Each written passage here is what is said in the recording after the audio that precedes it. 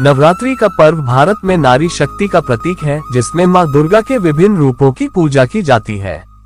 इनमें से एक रूप है ब्रह्मचारिणी माता।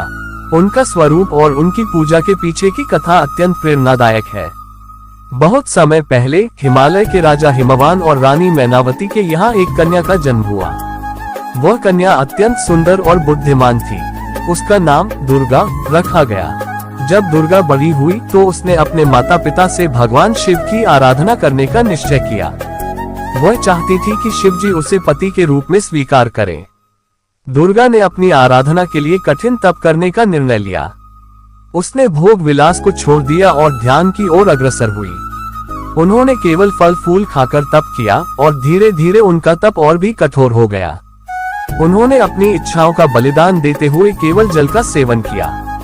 माँ दुर्गा की इस कठोर तपस्या ने उनके पिता और माता को चिंतित कर दिया, लेकिन उन्होंने अपनी पुत्री के संकल्प को सराहा। दुर्गा की तपस्या दिनों दिन बढ़ती गई और उनके भक्तिभाव ने स्वर्ग के देवताओं को भी प्रभावित किया।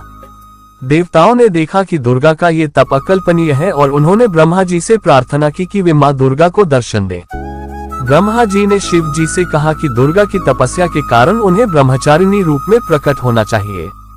एक दिन जब दुर्गा ध्यान में लीन थी, तब भगवान शिव उनके सामने प्रकट हुए। उनकी तपस्या और समर्पण को देखकर शिव जी ने उन्हें दर्शन दिए और कहा, हे देवी, तुम्हारी तपस्या ने मुझे प्रभावित किया है।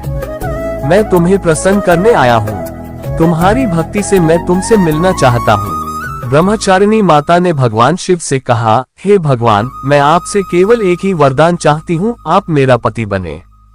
शिवजी ने उनकी भक्ति को स्वीकार करते हुए कहा, मैं तुम्हारे साथ सदा रहूंगा।